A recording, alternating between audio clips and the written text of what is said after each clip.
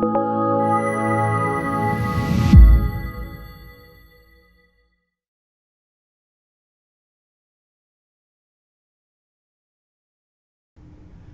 I'm Jacob Hornberger, President of the Future of Freedom Foundation, and this is this week's issue of the Libertarian Angle, the show that we bring you that brings you the libertarian perspective on what's going on in the world. And we're really pleased to have a special guest today, but first let me introduce my co-host, Richard Ebeling, who teaches economics at the Citadel. Richard, welcome back for another round of Libertarian Angle.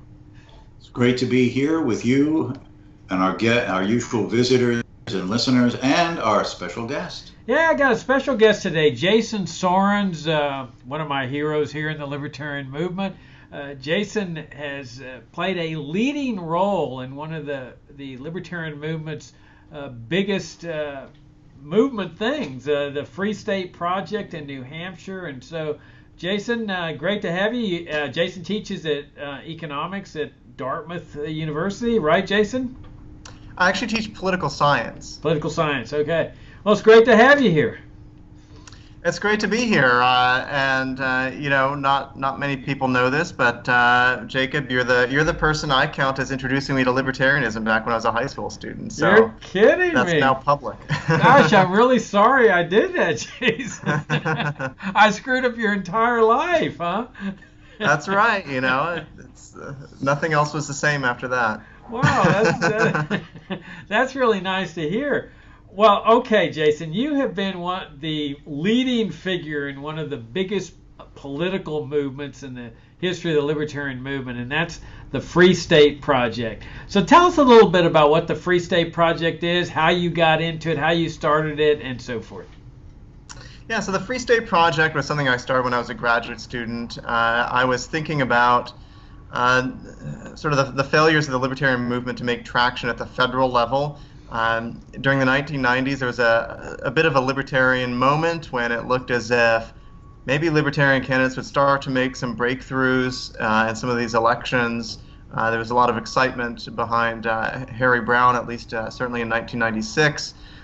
And so those things had sort of failed, and this was even before 9/11. There was this sense that the country was starting to move in a different direction, that the ideas of liberty that had started to make headway in mainstream society because of the rise of the internet, encryption, globalization.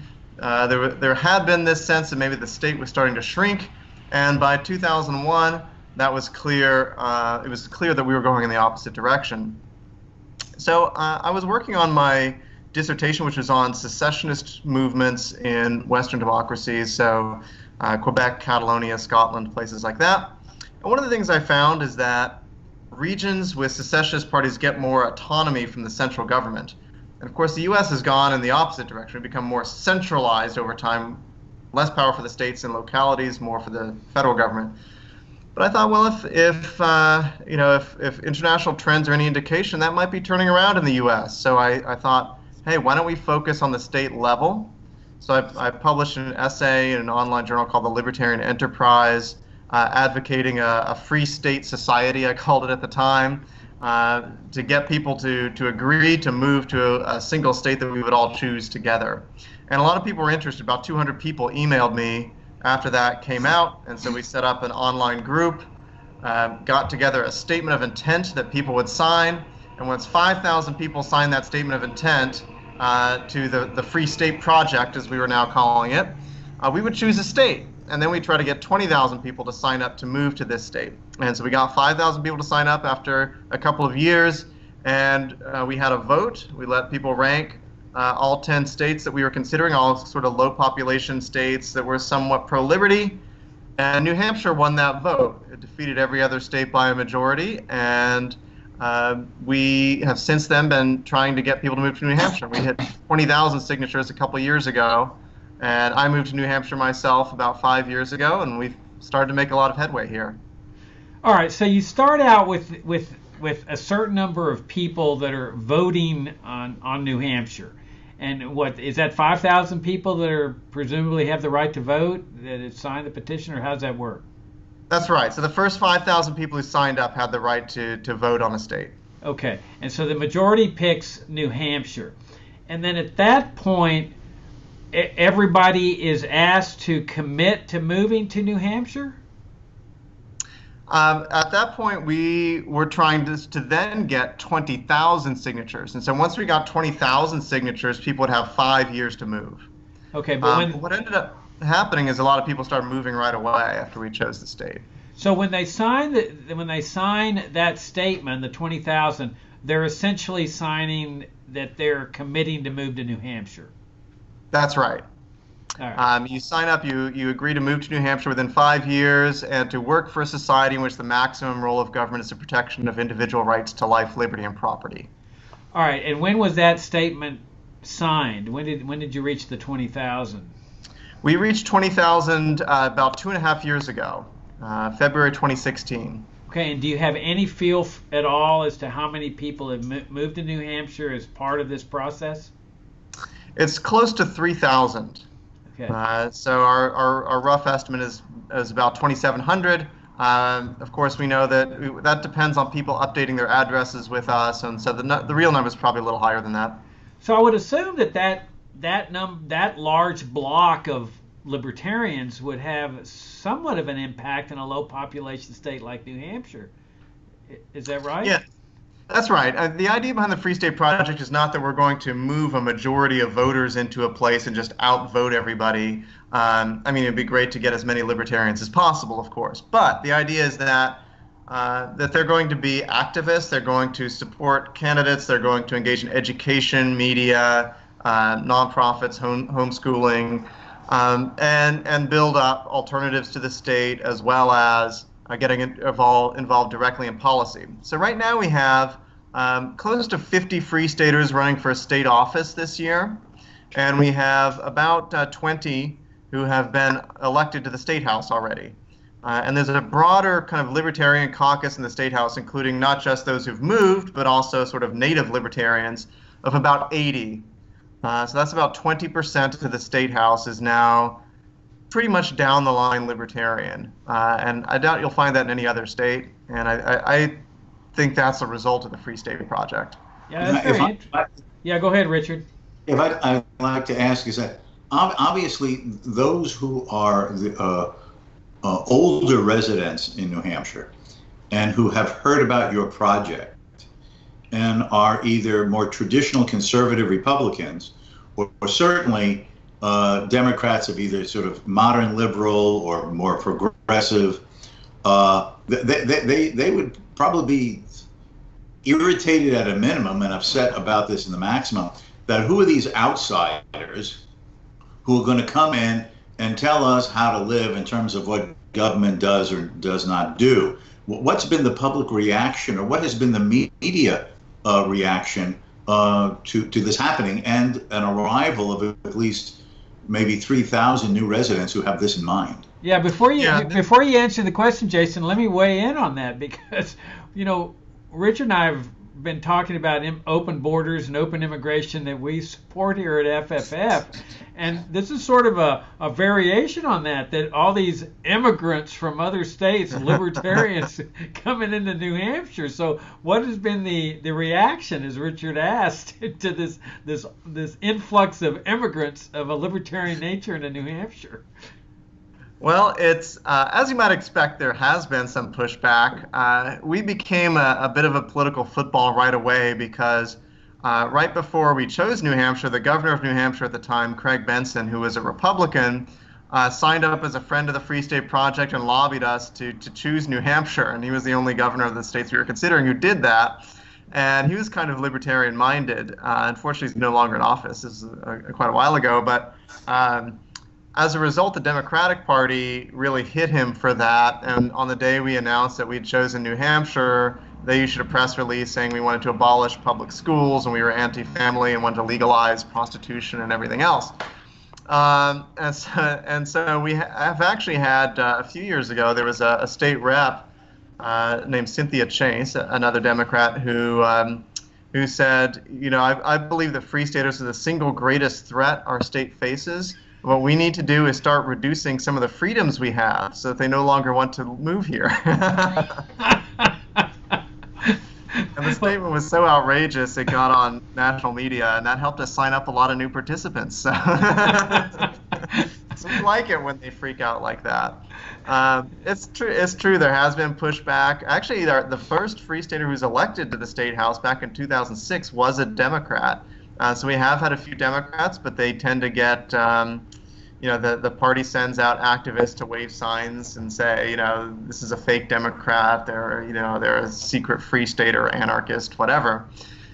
And so there's been some pushback, but as a result of that, as political scientists would predict, negative partisanship, Republicans kind of like us, and so and so they're willing to have us run. They've been pretty friendly to us. Sometimes some of the more establishment Republicans have kind of lumped us in with Tea Partiers and said, we're dragging the name of the Republican Party, down because we're too radical or whatever. But for the most part, the more conservative activists have been willing to make common cause with us on most things, even though they disagree with us on some. But, in New Hampshire, Republicans, unlike maybe Republicans elsewhere, they're pretty skeptical of police militarization. They were big allies on a very far-reaching reform of civil asset forfeiture that we did here. I think for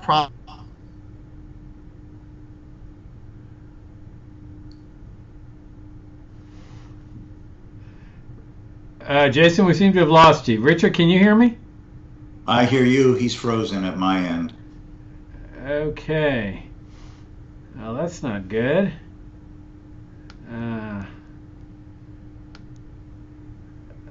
Yep, we seem to have lost him.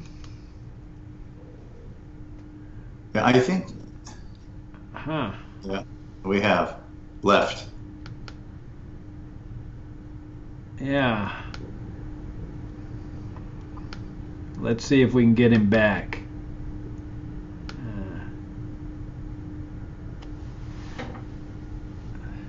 Skype is owned by Google. You don't think this is censorship of subversive ideas? Threats to humanity. Well, it could. I mean, Libertarian Angle is highly dangerous. Are you back, Jason? I think I am. Let me turn on my video here. Sorry about that. I think it was my network that went down. Okay, we get you back. So we'll have a little. Maybe we will either edit that out or just leave it there. But sure. Okay, let me ask you this: there's one of the central elements of libertarianism is ending the drug war because it's been so destructive and so immoral. The idea that the state is putting somebody in jail for ingesting harmful substances is just so abhorrent. I'm curious as to where New Hampshire stands on the drug war and at least legalization of marijuana, like some of these other states are doing. Right. The New Hampshire voters are solidly behind legalizing marijuana by more than a 2-to-1 margin. Every poll shows that. So that's good. Unfortunately, the political class has been opposing it every step of the way. What we have done is we've legalized medical marijuana, and there are dispensaries up and operating. We have also decriminalized possession of marijuana below something like an ounce, so that there are no criminal penalties for mere possession. But there are still criminal penalties. It's a misdemeanor to sell or to cultivate marijuana. And so we are working on that and trying to legalize it and do it in the right way with as low taxes and regulations as possible. It's just it's tough when you don't have the ballot initiative, right? So every state other than Vermont that has actually fully legalized marijuana, and even Vermont has only done possession, they didn't legalize sale, has done it through the ballot initiative, right? So voters directly voting on this, and we don't have that. So we have to do it through the legislature. And in most areas, I think not having the ballot initiative is good, because if you have the ballot initiative, you get a lot of bad things. You get higher minimum wage laws, you get stricter smoking bans. So there are good reasons not to have the ballot initiative, but it does mean in this one area of the drug war, we're behind some other states. We will get there. As I said, the people are solidly behind it. We have a lot of activists behind it. The House of Representatives has repeatedly passed marijuana legalization. But the Senate has narrowly defeated it in recent years. So it's just a matter of time before it happens. What is on the economic policy fronts? What is the situation in New Hampshire with the taxing structure, with the regulatory environment, zoning rules, for instance? And perhaps it'd be useful in your answering that question. What was it before the Free State movement began, which I assume was partly one of the reasons why you suggested or decided upon New Hampshire? And what, if any, changes have occurred since some Free Staters have been moving into the state? Right.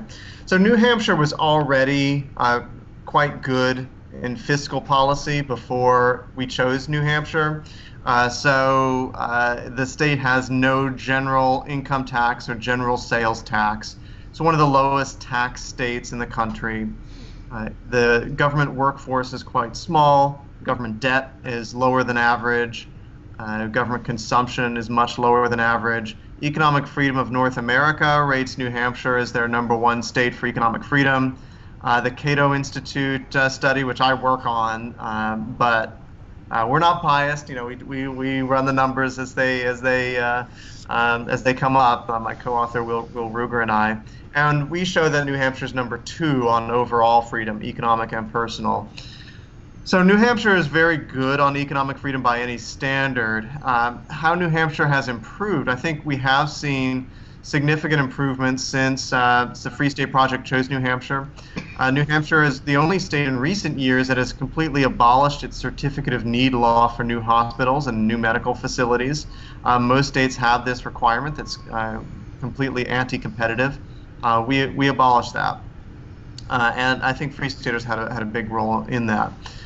We also have cut business tax rates. So one of the few taxes that New Hampshire does have is business profits tax, a business enterprise tax. The business enterprise tax is a tax on the wage base of companies. It's paid by the company, by the employer. We managed to cut both of those taxes, and that was a standard Republican priority. I'm not certain that we could credit Free Staters for that particular victory, but definitely we've become a lot more competitive on business taxes. Now, there's one area where New Hampshire has gotten worse over time, and I think it's the one area where New Hampshire is worse than average compared to the rest of the country. And that's in terms of what you can do with your own property, your land. New Hampshire has a lot of towns with strict zoning regulations. So this is not really a state government issue, it's more of a local government issue. And so if you move to one of the more populous suburbs in the southern part of the state, near the Boston metro area, you're going to face a lot of regulations in terms of whether you're allowed to subdivide, whether you're allowed to build an apartment building, things like that. If you're a developer, you're going to face a lot of those restrictions. State government did recently force local governments to allow accessory dwelling units, so you now are allowed to build a sort of in-law apartment. But this is one area that's been getting worse in some of these high amenity, high growth areas of the country, and New Hampshire is not an exception there. We do still have some places without zoning at all. So if you really want to do whatever you want with your land, there are places in New Hampshire where you can do that. But in a lot of the more populous areas, we have some work to do on zoning. Yeah, if I can ask one other question about, New Hampshire is in New England, and it is surrounded by certainly states that are far more interventionist, regulatory, and taxing. New York, Massachusetts, Vermont, in comparison. What was your read when you were looking at where to move this movement?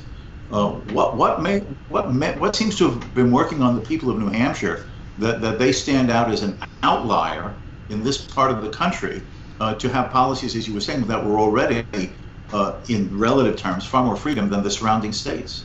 Yeah, I think Granite Staters see their freedom relative to surrounding states as an advantage. There's even a term for it, the New Hampshire advantage.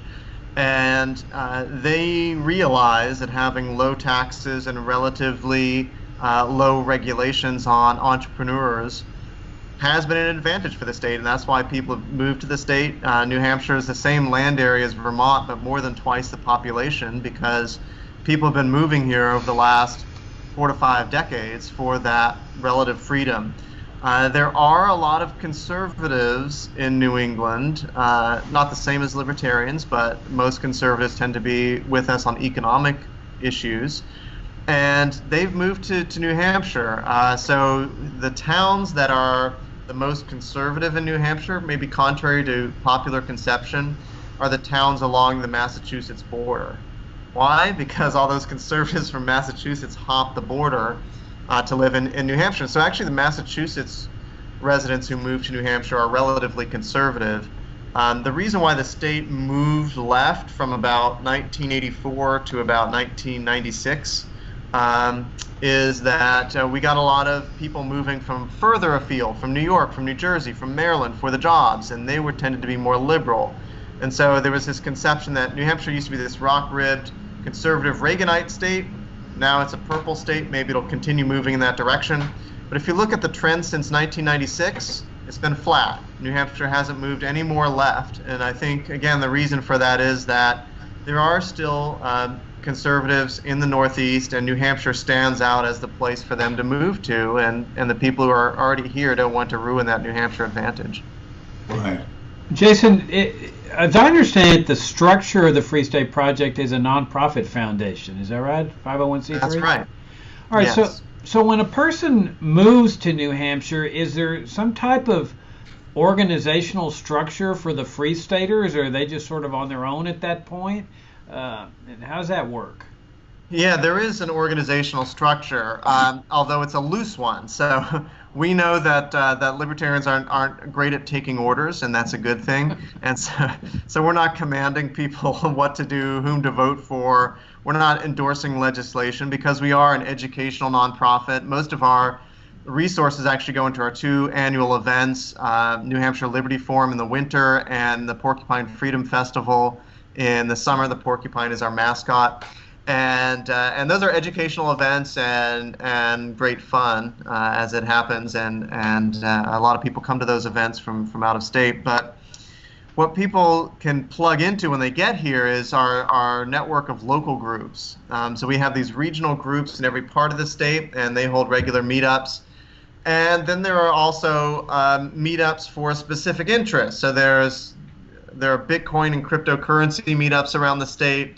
There are homeschoolers, there are homeschooling co-ops. If you're on Facebook, there are Facebook groups for porcupine homeschoolers. Right? If you're a homeschooling family who moves to the Free State Project, you can get plugged in right away. There are free markets that are held around the state. So if you have something to sell, and we actually have a lot of Free Staters doing the homesteading and farming thing, and they bring eggs and produce and things like that to these markets. And other things that they make. So some of them make jewelry and things like that, baked goods. So, and of course it's untaxed, and it's it's a free market. And so you get things like that you can plug into. And so there are different subcultures now in New Hampshire, and these are not really controlled by FSP Inc., the Free State Project, as an organization, but they are they sort of sprout up as the kind of individual initiatives of Free Staters who've moved here.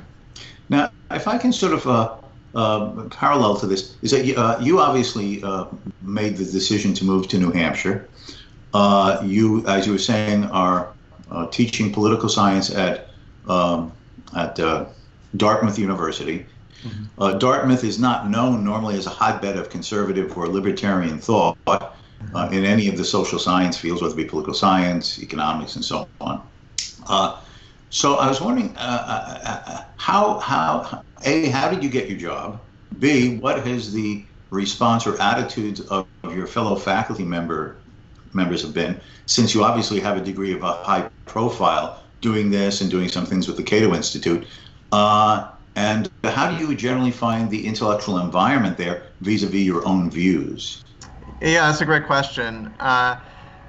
So in economics, we do have some libertarianish professors. So we've got Doug Irwin here, who works on trade. Yes. Mayor Cohn, who has this magnum opus that he's working on, and I hope it gets published, on economic history and how basically how the Dutch Republic and Switzerland are some great examples of how federalism created economic freedom in early modern Europe. So we've got a couple in the economics department. I'm the only non-lefty person in the government department. We call our political science department. I got hired simply on a one-year job to teach some classes for a professor who was on leave. And so I taught 5 classes my first year here, and then I plugged in with the Political Economy Project, which is an interdisciplinary, student-focused organization on campus. Doug Irwin is one of the directors of this project. And it's non-ideological, but the idea is similar to the Heterodox Academy. We want to introduce students to a wide range of perspectives on big ideas. And so we hold debates on campus, we do reading groups, faculty-student dinners, things like that. So I became the program director for the Political Economy Project, and so they have graciously kept me on for a couple more years here. And so I've been working on that, teaching a couple classes, also doing administration for the Political Economy Project, and I've also got another nonprofit I run here that does after-school programs for high school students, inspired a little bit by something I did back in Houston when I was a high school student. I'm doing something similar here in New Hampshire, and right now that's just a volunteer effort for me, but we are able to hire a teacher who works in schools, so hopefully that could also take off. So Dartmouth has been it's been a good home for me. I think the student body is certainly about 2 to 1, liberal to conservative, if you want to put it that way. But that's probably a better ratio than a place like Yale, and so there is more intellectual diversity, and I do get students in my classes who are interested in these ideas, and so I've had a lot of fun here. Yeah, that's actually part of my next question. I was just curious if you could just briefly tell us, since you do teach a couple of classes, what are you teaching, and what are in general the students' reactions when you do introduce or include classical liberal libertarian ideas, given the general political environment on the campus? Yeah, so I mostly teach political economy classes. I teach American political economy, comparative political economy, which looks across countries, and international political economy, which is the politics of international trade and capital flows.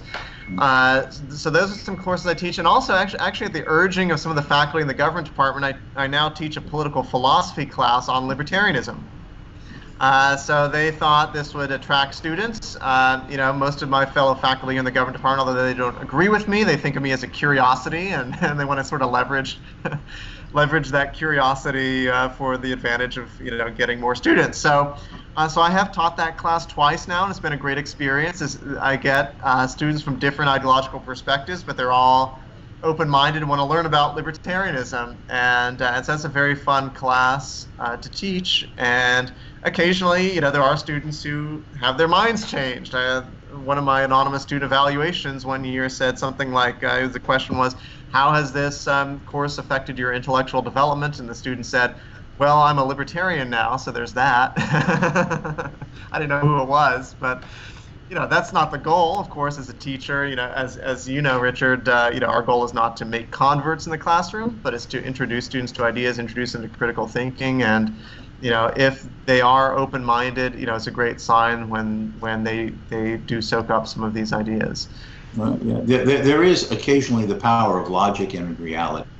I know it's hard to believe, but it does seep through in those little narrow corners at the edges. All right, now Jason, when you mentioned Houston, now it's hit me as to how it came about that I influenced you into libertarianism. You were part of Roland Story's group in Houston, right? I was. Okay. So yeah, the 10 Pillars of Economic Wisdom, it was called when I went through it. So I met you through that, and we actually had a phone call about drug legalization. I was very conservative and thought this has to be crazy. Why does he support drug legalization? And you convinced me to take it seriously on the phone, and then I tried these arguments out with friends and my mom, and they didn't have good counter arguments. And so I thought, well, maybe I'm, I didn't know the term libertarian, but maybe we should legalize. And then I met you again when we did a summer teachers conference.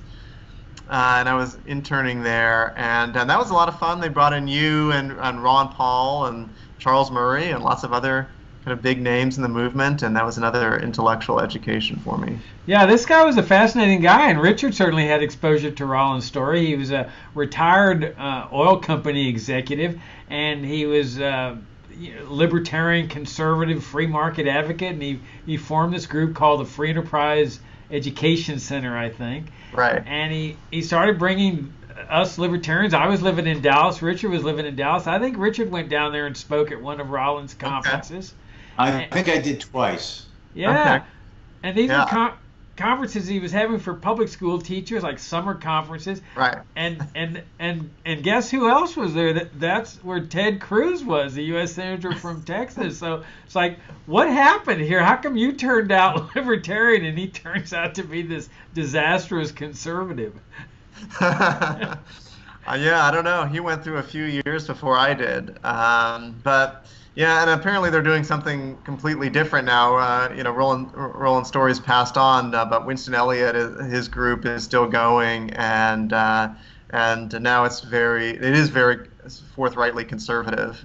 So it's a little different now. But when I went through, it was free market, and we got introduced to you and lots of other libertarians, Richard Maybury's books, and that kind of stuff. It was sort of pitched at the level of high school students. So I'm doing something similar now in New Hampshire, but we're doing both economics and moral philosophy. So that's been a lot of fun, and I think it's really effective. I don't know why more people aren't doing this. Yeah, Richard, you recall those days with the Rollins story? Oh yes. In fact, I ran into Ted Cruz down here in Charleston when the primaries were going on, leading to to the selection of the Republican nominee.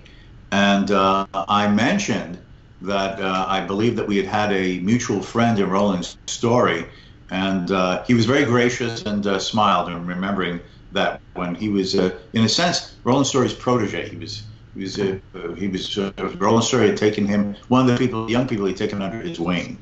But I agree that Ted Cruz perhaps has not always seen the necessary consistency in the freedom idea. Yeah, I mean, he's a politician and he has to do what politicians do, I guess. But yeah, I haven't seen even inklings the way we get with Rand Paul, for instance, toward the kind of full understanding. So. Yeah, but it is interesting that Rollin, puts together this program, and he has one student that ends up as a U.S. senator that has some free market philosophy, and then he's got another student that has led this giant movement in New Hampshire called the Free State Project. I mean, it's a testament to the guy. Hey, Jason, one final thing is that I've attended your Pork Fest. I've spoken there 3 or 4 times, and another speaker has been Scott McPherson, who's a policy advisor here at FFF, writes articles for us regularly. And he moved from Virginia, unfortunately. He was a good friend here in the Northern Virginia area, and he moved to New Hampshire. I lost a friend when he moved to Portsmouth.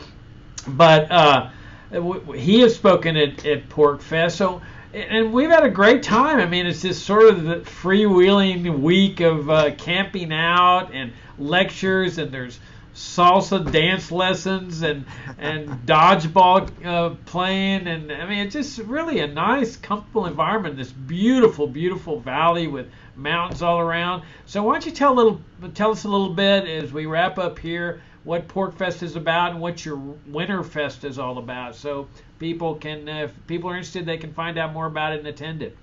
Yeah, well, you've given a great description there about Pork Fest. It's really a week of socializing with fellow libertarians, experiencing what a true free market is like, and learning about new ideas. And we try to do education not just in politics. A lot of us really do a lot of reading in economics, politics, political philosophy, but also other things like from dance lessons to how to keep bees to how to brew mead at home, all sorts of things that might be helpful or interesting to you. We do at Pork Fest, and of course there's a lot of cryptocurrency exchange, and people bring things to sell. We have just great kids programs now, so you can find out more at porkfest.org. it might be actually porkfest.com for Porkfest. And that's where you can find out. It's always in June in Lancaster, New Hampshire. And you can find out more about New Hampshire Liberty Forum. This is our February event at nhlibertyforum.com. And that's our more buttoned-down hotel event. We hold it in Manchester. It's close to the airport. And so it's easy for speakers to get in and out. And we always have some good national speakers as well as some good local speakers, and you can come find out what's going on in New Hampshire. We have state legislators, people working in education, so you can just kind of get a sense of what's really going on there. And if you want to find out about the Free State Project, our website is fsp.org, and of course we have links to New Hampshire Liberty Forum and Porkfest there. So fsp.org to look into the Free State Project. Come out and visit. You should come and see what we're doing, because it really is different from anything you'll see anywhere else. All right, one final question, and this is the most important one for me personally. What do you say to people that are deathly afraid of being in cold weather? As a native South Texan, I mean, that's anathema to me. Well, I'm a South Texan too. I always kind of liked the snow. To be honest, I always had a kind of fascination with it, and I get out in it. Frankly, we have a 7-year-old daughter. She gets outside more in winter than any other season because there's always fun stuff to do. There's outdoor ice skating. We can walk to an outdoor ice skating rink. There's skiing, there's sledding, there's snowshoeing. So it's a great season to be outdoors if you dress for it, and if you're willing to do that, it can be great. So I enjoy the climate. I understand a lot of people don't, but you can always be a snowbird. We've got a lot of wealth here in New Hampshire. You can come make some money and get a little place down in Florida for January if you like. Well, I've gotten accustomed to the Virginia winter, so yeah, anybody can get accustomed to anything. Yeah, it's not that much different, really. Richard, any parting comments here?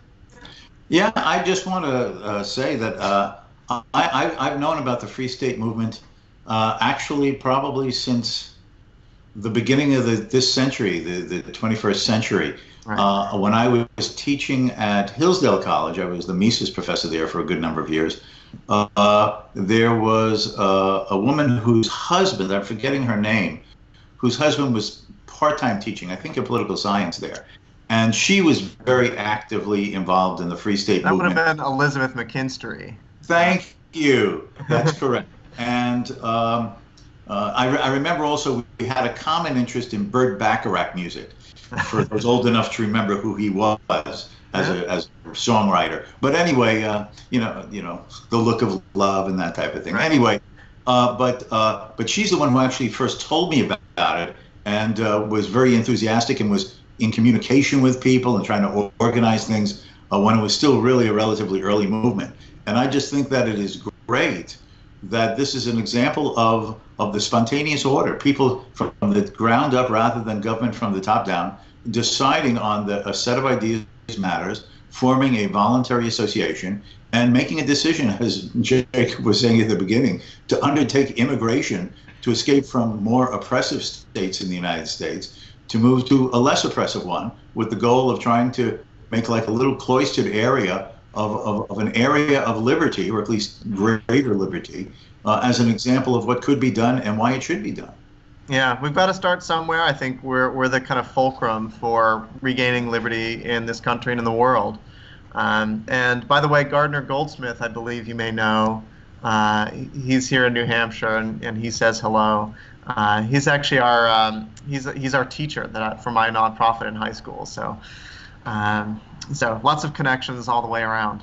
Yeah. What's the website for Free State Project in case people want to learn more? That's fsp.org or freestateproject.org. Yeah. Great.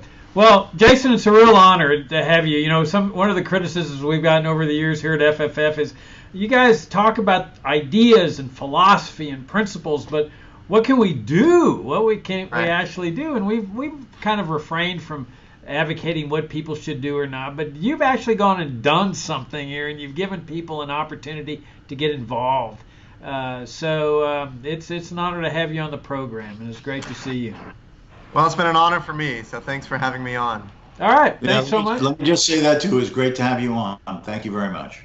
Yeah. So thank you for tuning in. Thanks for your great support of FFF. You want to learn more about our principles of libertarianism here at FFF, come and visit us at fff.org. Richard, look forward to talking to you for another round of Libertarian Angle next week. Absolutely. And Jason, keep up the great work, and thanks again for coming on. You too. Bye, guys.